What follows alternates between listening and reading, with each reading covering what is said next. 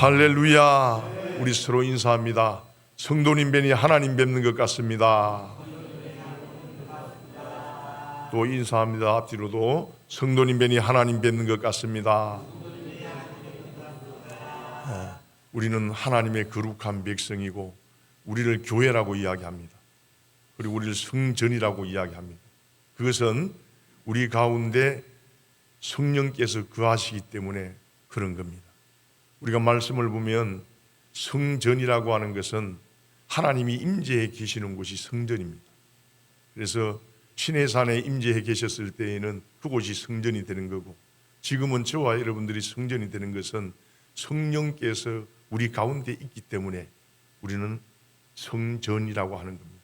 그래서 저와 여러분들이 그 성전, 하나님의 거룩한 백성의 삶이 무엇인지를 우리의 삶을 통해서 보여줄 때에 이 세상이 소망을 갖게 되는 줄 믿습니다. 오늘은 출애굽기 18장 말씀을 통해서 하나님의 사역은 혼자 할 수 없는 사역이라고 하는 그런 제목을 가지고 저와 여러분들이 은혜를 누리고자 합니다. 사랑하는 건강한 교회 가족 여러분, 우리는 살아가면서 이런 말을 자주 합니다. 내가 하지 않으면 안 됩니다. 내가 해야 됩니다. 내가 하는 것이 더 빠릅니다. 남에게 맡기느니 내가 하겠습니다. 이 말 속에 책임감이 들어 있습니다. 그것도 강한 책임감이 들어 있어요. 하지만 그 책임감이라고 하는 것이 지나치게 되면 결국은 자식이 자기 자신도 지치고 공동체 전체도 지치게 된다는 거예요. 오늘 본문이 바로 그 말씀을 하고 있는 겁니다. 하나님께서는 맡기신 사역을 혼자 감당하도록 하지 않으시고 사람을 세워서 함께 감당하시기를 원한다고 하는 사실입니다. 여러분, 우리가 출애굽의 목적이 무엇이었습니까? 사람들이 출애굽의 목적이 그냥 자유를 주는 것, 해방, 그게 아니에요. 출애굽의 목적은 하나님을 예배하는 자를 부르시는 거예요. 하나님을 예배하는 자로 부르시기 위해서 우리에게 자유를 준 겁니다. 해방시킨 거예요. 아담과 하와가 묶어놨던 그것을 해방시키는 거예요. 그래서 이런 하나님의 사역을 할 때에는 그 백성들이 하나님의 사역을 할 때는 혼자서는 절대 감당할 수 없다. 하나님께서 맡기신 하나님의 일은 혼자 하는 것이 아니라 우리 다 같이 하는 일들이라는 사실을 기억할 수 있기를 바랍니다. 출애굽기 18장은 홍해를 건너고 또 만나를 먹고 광야에서 머리바 바위에서 나온 물을 마셨고 또 하나님의 사역을 가로막은 아말렉과의 전쟁 뒤에 일어난 일이 18장에 있는 말씀이에요. 이제 이스라엘은 하나의 어떤 거대한 공동체가 되었습니다. 그런데 공동체가 커지면 커질수록 새로운 문제가 생겼습니다. 바로 수많은 사람들이 서로의 이해관계에 얽매여가지고 분쟁이 일어났다는 거예요. 그래서 우리도 사람들이 많은 곳에 가면 서로 이해 때문에 서로가 어떻게 합니까? 분쟁이라고 하는 것이 일어날 수밖에 없거든요. 이 문제를 모세 앞으로 다 가져와서 판결을 요청합니다. 다른 일들도 많은데 이러한 일들을 모두 모세 혼자가 감당하고 있으려니까 너무나도 힘든 거예요. 그때 하나님께서는 이도로를 통해서 모세에게 중요한 교훈을 주고 있습니다. 이러한 교훈은 오늘날 주님의 몸된 교회를 세워가는데 필요한 중요한 하나님의 방법이라는 것을 기억하시길 바랍니다. 이 하나님의 방법이 저와 여러분들의 방향을 바꾸고 또 우리 교회의 터닝 포인트가 될 수 있기를 주님의 이름으로 축원합니다. 먼저 첫 번째로 열심만으로는 사역을 감당할 수가 없다는 거예요. 이것이 13절, 18절에서 이도로가 조언하는 내용입니다. 혼자 감당하는 사역은요, 결국은 한계를 드러내는 거예요. 이는 교회에서뿐만 아니라 일반 사회에서도 마찬가지예요. 혼자 할 수 없는 겁니다. 같이 하는 겁니다. 13절입니다. 이튿날 모세가 백성을 재판하려고 앉았고 모세는 아침부터 저녁까지 재판을 합니다. 백성들은 그 재판을 받기 위해서 모세 옆에 하루 종일 줄을 서 있습니다. 이런 말씀을 보면은 모세라고 하는 분이 얼마나 충성스러운 사람인지, 얼마나 진실한 사람인지, 성실한 사람인지 잘 알 수가 있어요. 모세는 게으른 사람이 아닙니다. 무책임한 것도 아니었습니다. 오히려 책임감이 너무나 강했습니다. 그리고 16절을 보면 그 모세는 하나님의 율례와 법도를 가르쳤다, 그렇게 이야기를 합니다. 율례라고 하는 것을 호크라고 하죠. 율례는 무엇이고 법도는 무엇입니까? 율례라는 것은 호크라고 하는데 법령 또는 규정이라고 이야기해요.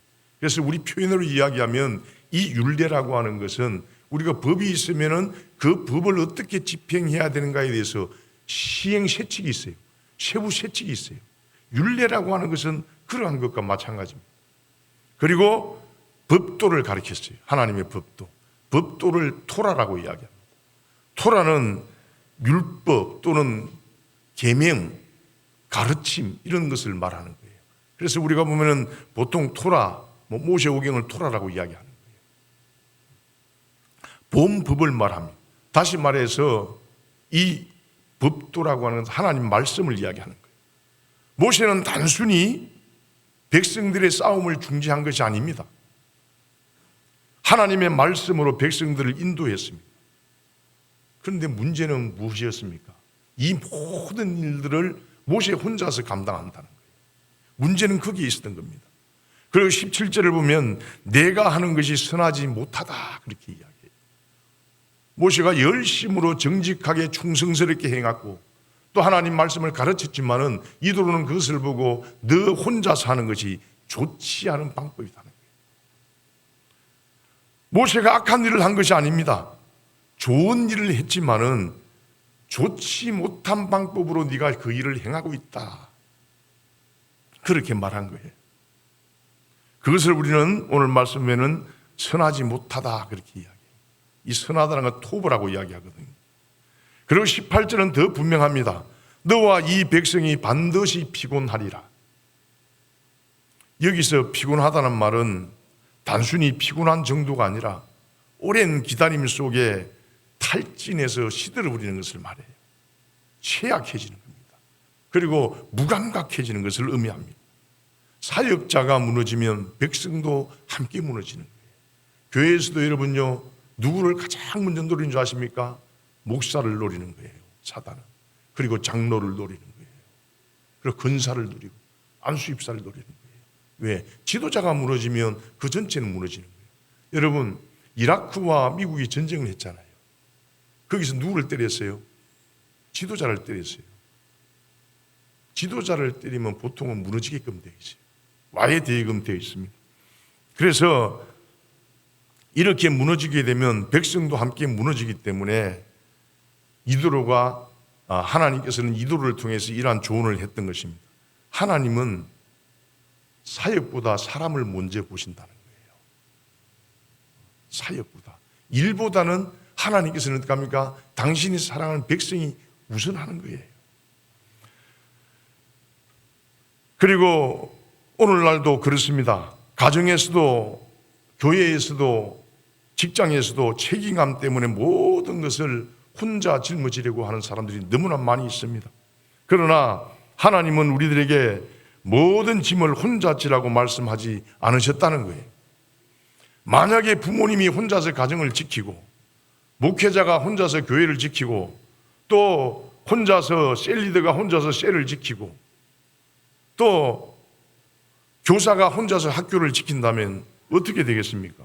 결국은요, 사역을 하기 전에, 일을 하기 전에 기진맥진해서 모든 것을 탈진해버리고 말하는 거예요. 그러면 사람이 무너지는 거예요. 사람이 무너지면 일을 할 수가 없는 겁니다. 교회에서도 마찬가지예요. 여러분들이 탈진해서는 안 되는 거예요. 여러분들이 살아있어야만 하나님의 사역을 할 수가 있는 거예요. 우리의 사역은 보통 사역하고 다릅니다, 여러분. 사람을 살리는 것이 사역이에요. 영혼을 세우는 사역이에요. 이 사역을 위해서 제가 항상 여러분들에게 말씀을 하지만은 우리의 몸, 주님 거라고 이야기했잖아요. 우리 몸을 잘 관리해야 되는 거예요.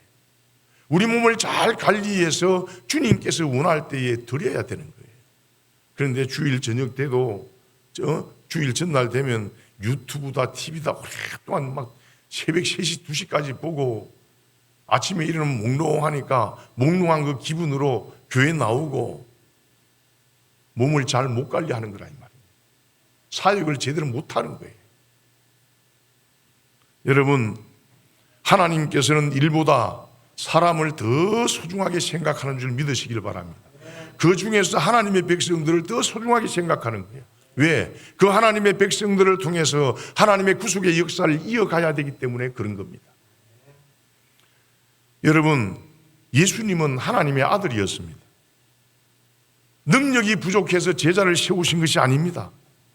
예수님은 혼자서 다 하실 수 있어요. 그런데 예수님은 어떻게 했습니까? 12제자를 세우셨고 다시 12제자를 통해서 70명을 보냈습니다. 예수님은 사람을 세우는 것이 아니라 하나님 나라의 방법임을 보여주신 거예요. 반대로 모세는 처음에는 혼자 감당합니다. 그래서 하나님께서 이도를 통해서 혼자 하지 말라고 가르치고 있습니다. 열정이라는 것, 열심은요, 사역하는 데 있어서 동력입니다. 동력.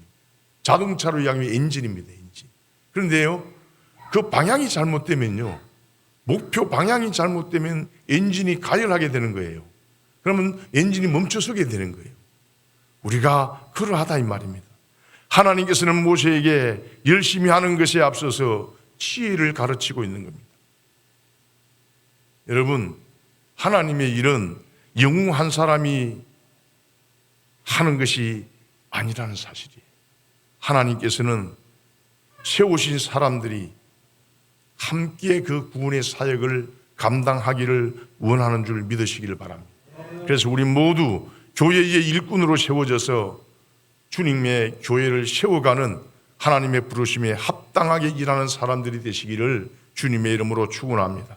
두 번째로 사람을 세우는 사역을 원합니다. 이게 19절에서 23절에 있어요. 하나님께서는 사람을 세워서 그 사역을 감당하게 하시지 어느 특정한 사람에게 그 일을 다 맡겨놓는 것이 아닙니다. 그것을 예수님을 통해서 우리에게 보여주신 거예요. 사람을 세워야 한다는 거예요. 이도르는 단순히 쉬라고 말하지 않습니다. 사람을 세우라고 했습니다. 21절입니다. 능력 있는 사람을 택하여 세우라고 했어요. 여러분, 여기에서 능력이 있다라고 하는 것을 능력을 하일이라고 하는 히브리 단어를 써요. 이 하일의 뜻은 뭐냐면은 능력, 힘, 부, 재산 이런 뜻을 가지고 있어요. 그래서 여기에 능력 있는 사람은 지혜로운 사람도 있지만은 세상에 어떻게 합니까? 지도차 층에 있는 사람, 물질도 어렵지 않고 풍성한 사람, 이런 사람을 말하는 거예요. 하일이라고 하는 거. 그런데 이러한 것을 갖추고 그 전에 또 갖춰야 될 것이 있다고 말합니다. 그게 뭐냐면요, 여기서 능력이라고 하는 것은 단순히 그런 것을 가지고 일 잘하는 기술만 있는 사람을 말하는 게 아니에요. 오늘 한 4가지로 본문에서 그 자격을 말하고 있어요. 이런 것도 하일, 이런 것도 갖춰야 되지만은 그 전에 무엇을 갖춰야 된다? 하나님을 두려워해야 된다는 거예요. 그리고 진실해야 된다는 거예요. 그리고 뭐라고 했습니까? 불이한 이익을 탐하지 않는 사람이어야 한다는 거예요. 그 사람들이 능력 있는 사람이라고 말하는 것입니다. 신앙의 인격이 잘 갖추어져 있어야 됩니다. 순서가 중요합니다. 실력이 문제가 아닙니다. 신앙과 인격이 먼저입니다. 하나님은 언제나 사람의 능력보다 사람의 중심을 보는 줄 믿으시길 바랍니다. 그리고 그들을 1000부장, 100부장, 50부장, 10부장으로 세웁니다. 이것은 단순한 행정조직이 아닙니다. 공동체 전체를 함께 세워가는 하나님의 질서라고 하는 것을 우리에게 보여주는 것입니다. 여러분, 교회도 그렇습니다. 목사 혼자서 세우는 교회가 아니라는 사실이에요. 장로와 근사와 안수지 집사와 교사와 셀리더와 모든 성도들이 함께 세워가는 것이 주님의 교회입니다. 여러분들이 주인의식을 가져야 돼요. 여러분, 우리가 말을 그렇게 많이 하잖아요. 주인과 종업은 다르다고. 가게를 해보신 분들은 알잖아요. 그죠? 주인은 전체를 다 보는 거예요. 그래서 종업은 시키는 것만 하는 거예요. 교회도 마찬가지예요, 여러분. 여러분들이 종업원과 같은 그러한 사고의식을 가지서는 안 돼요. 주님의 몸된 교회는요, 주인의식을 가진 이런 사람들이 많아야 돼요. 교회에 들어오면 뭐가 부족한 것이 없는지, 이러한 교회가 건강한 교회가, 이러한 교회가 비전이 있는 교회인 줄 믿으시기를 바랍니다. 모든 성도가 함께 일하는 거예요. 하나님의 일은 혼자 하는 것이 아니라 함께 감당하는 겁니다. 이도로는 말합니다. 혼자 하지 말고 1000부장, 100부장, 50부장, 10부장을 세우라는 거예요. 여기서 중요한 것은 사람을 줄이라고 하는 게 아닙니다. 뭐라고 하는 거예요? 사람을 세우라고 말합니다. 좋은 지도자는 일을 많이 하는 사람이 아니라 사람을 많이 세우는 사람이 좋은 지도자인 거예요. 그냥 자기 어떤 권위를 내세우고 한 사람이 영웅이 돼가지고 이끌어가는 거, 그 좋은 지도자가 아니에요. 하나님께서 원하는 방법도 아니에요. 사역을 위임해주고 그 사람들이 동등하게 주인의식을 가지고 일하는 사람, 목회자와 같은 심정으로 일하는 사람, 그런 사람을 많이 세워야 돼요. 그것이 건강한 교회예요. 예수님도 그렇게 했습니다. 수많은 병자를 고쳤지만은 결국은 남겨놓으신 것은 예수님의 12제자밖에 없다는 거예요. 얼마나 많은 사람을 고쳤어요, 병자를. 얼마나 많은 사람들에게 가르쳤어요. 그러나 예수님께 남아있던 사람들은 12제자예요. 그 사람을 통해서 결국은 70명을 다스렸고요. 그 70명이 나중에 3,000명, 5,000명, 베드로의 마라복음 전파에 이런 일들이 일어나잖아요. 그것이 여러분요, 온 세계에 그쳐서 복음이 증거되어졌다는 거예요. 우리는 그 소망을 가지고 지금도 살아가고 있는 겁니다. 어느 목사님이 은퇴하면서 이런 말씀을 했다고 합니다. 내가 평생 설교한 것이 내 업적이 아니다. 내 업적은 내가 세운 사람들이 내 열매다. 정말 그렇습니다. 교회도 가정도 회사가 건강하려면 사람을 키워야 돼요. 교회도 사람을 키워야 돼요. 아이들에게 말입니다. 꿈을 심어줘야 돼요. 그래서 우리는 위인전을 일으키고 정기를 일으키는 위인을 일으키는 거예요. 위인들의 정기를 일으키는 거예요. 거기서 꿈을 찾으라. 말씀을 읽으면서 우리는 이런 꿈을 가져야 되는 거예요. 여러분, 그냥 혼자 잘 먹고 살기 위해서 공부하는 것, 돈을 버는 것은 세상 사람들이 하는 방법이에요. 그러나 하나님의 말씀에는 뭐라고 이야기합니까? 사람 세우는 거. 그거 이야기하는 거예요. 물질을 주는 것이 중요한 것이 아니라 그 사람이 가지고 있는 사고를 바꾸는 것이, 사상을 바꾸는 것이 중요하다 이 말이에요. 그것을 바꿔놓으면요, 놀라운 일들이 하는 거예요. 파출소를 많이 짓는 것보다 교회를 하나 세우는 게 올바른 거예요.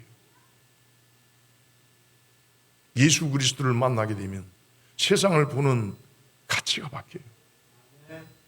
삶의 가치가 바뀌는 거예요. 진정한 주님을 만나게 되면 이렇게 되는 거예요. 그래서 우리의 청년들도 우리 아이들도 이러한 주님을 만나서 새로운 가치 속에서 새로운 세상을 열어가는 사람들이 되어졌으면 합니다. 그러한 사람이 바로 건강한 교회. 교회는요, 혼자 빛나는 사람보다 다른 사람을 빛나게 하는 사람이 더 많아야 되고, 그런 사람을 하나님께서 기뻐한다는 거예요. 그런 면에서 우리는 아직도 세상의 가치를 가지고 있는 것 같아요.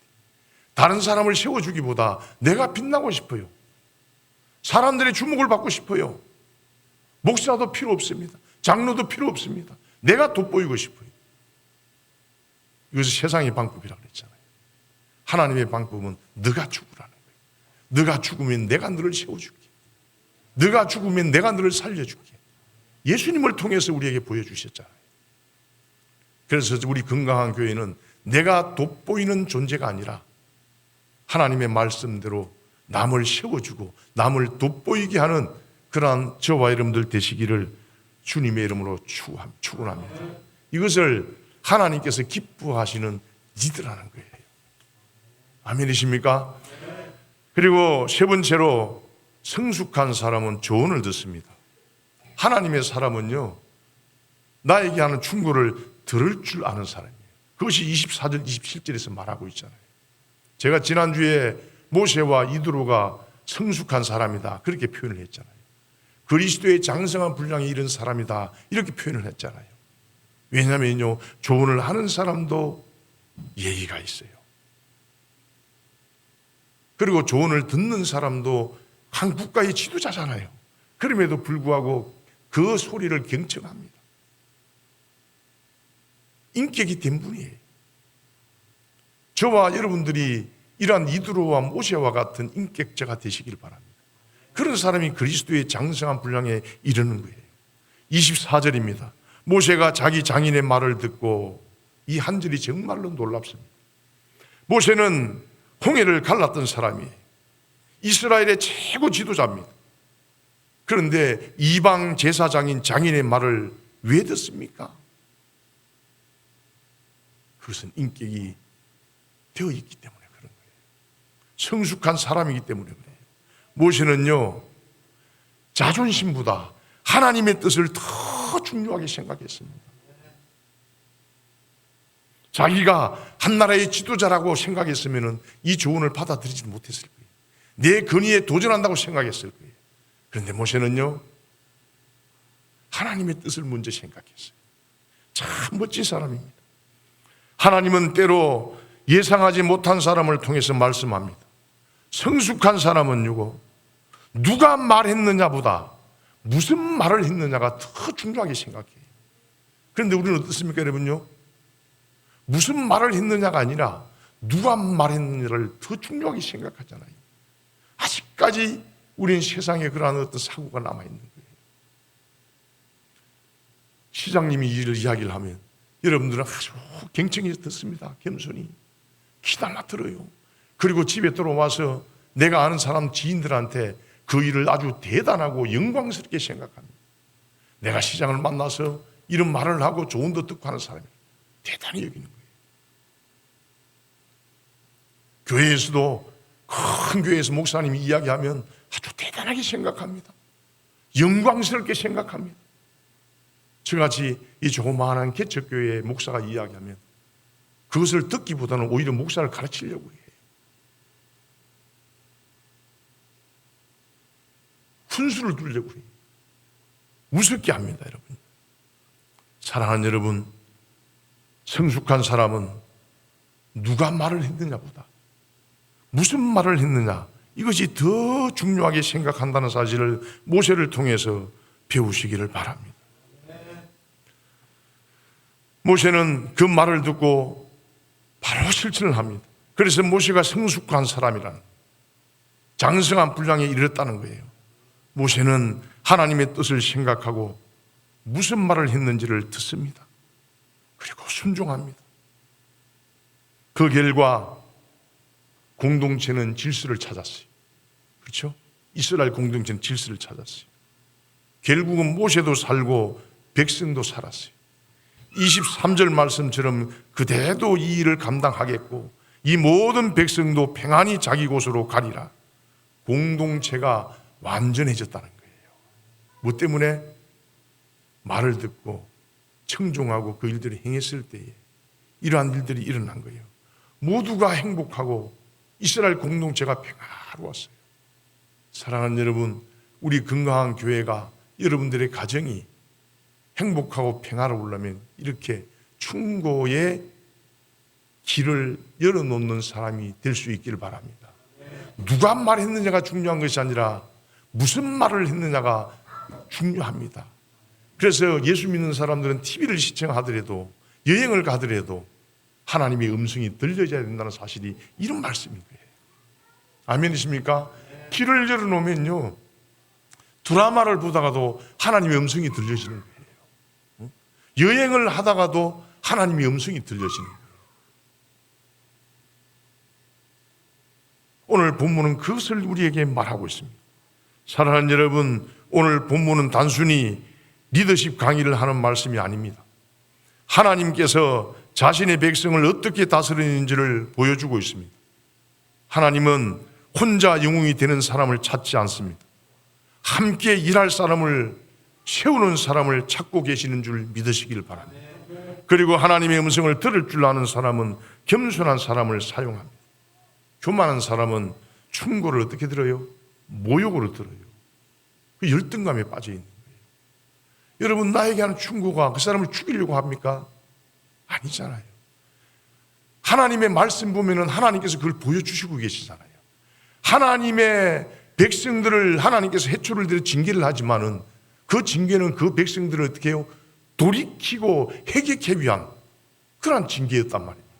그런데 이스라엘 주변에 있던 그 이방 사람들이 그 하나님의 백성들을 막 그냥 무시하고 하나님의 백성들이 징계받는 것을 기뻐하고 즐거워할 때에 어떤 일이 났습니까? 하나님께서 진멸시켰어요. 멸망시켜버렸어요. 충고도 그런 거예요. 우리가 그리스도 안에서 장로님들이 교인들에게 근면하고 충고하고 조언하는 것은 그 사람을 살리기 위해서 하는 거예요. 괜한 열등감으로 그것을 모욕으로 받아들이지 않기를 주님의 이름으로 부탁을 드립니다. 오늘 말씀에서 그것을 이야기하는 겁니다. 그러나 겸손한 사람은 충고를 하나님의 음성으로 듣는 거예요. 우리 건강한 교회는 이렇게 충고와 조언을 하나님의 음성으로 듣는 모세와 같이 성숙한 사람이 되시기를 바랍니다.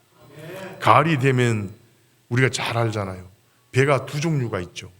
가을이 되면 한 종류는 빳빳하게 서 있고 한 종류의 배는 어떻습니까? 고개를 이렇게 숙이고 있어요. 알곡이 꽉 찬 배는 고개를 이렇게 숙이는 거예요. 그러나 알곡이 꽉 차지 않은 쭉정이만 있는 배는요, 머리를 빳빳하게 들고 있습니다. 사람도 그렇습니다. 많이 아는 사람일수록 더 배우려고 하고요, 성숙한 사람일수록 다른 사람의 말을 들을 줄 아는 거예요. 하나님을 두려워하는 사람일수록 다른 사람의 말을 경청할 줄 압니다. 모세는 하나님께 크게 쓰임받은 사람이었지만은 여전히 들을 줄 아는 사람이었어요. 그래서 하나님께서 모세를 더 크게 사용하시는 거예요.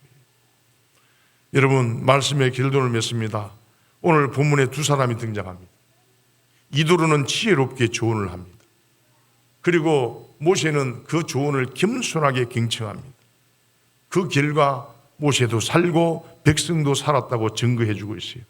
사랑하는 여러분, 혹시 지금 혼자 모든 짐을 지고 계시는 분이 있습니까?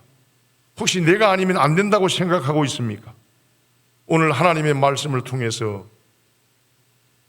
돌이키고 깨닫게 되기를 바랍니다. 너 혼자 할 일이 아니다. 함께 세우고 함께 나누고 함께 감당하라. 하나님께서 말씀합니다. 우리의 사역도 이래야 됩니다. 여러분들의 가정도, 여러분들의 교회도, 우리 교회도 혼자 하는 것이 아닙니다. 하나님은 함께 일할 사람을 세우라고 말씀합니다. 그리고 때로는 내게 들려주시는 충고를 겸손히 받을 줄 아는 사람이 되라고 말씀을 합니다. 혼자 하면 지치는 겁니다. 오래 가지를 못합니다. 그러나 함께 하면 오래 가는 거예요. 건강해집니다. 그것이 하나님 나라의 원리입니다. 우리 건강한 교회도, 우리 가정도, 우리의 삶도 이러한 주님의 원리 위에 세워져서 주님 오실 때까지 건강한 가정, 건강한 교회로 남으시기를 주님의 이름으로 축원하고 축복합니다. 오늘 말씀을 생각하시면서 우리 주여 삼창하신 데 기도할 때에 하나님, 우리가 하나님 아버지 열심으로만 하나님의 구속의 사역을 감당할 수 없다는 것을 깨달았습니다. 또 하나님 아버지, 하나님께서 우리에게 사람을 세우라고 하신 그 말씀을 우리의 심령 속에 새길 수 있도록 도와주셔서 나 혼자 안 된다는, 나 없으면 안 된다는 그런 사고를 버리게 하옵소서. 성숙한 사람으로 하나님의 조언을 들을 수 있는 우리가 되게 하옵소서. 우리 주여 삼창하신 뒤에 기도하시겠습니다.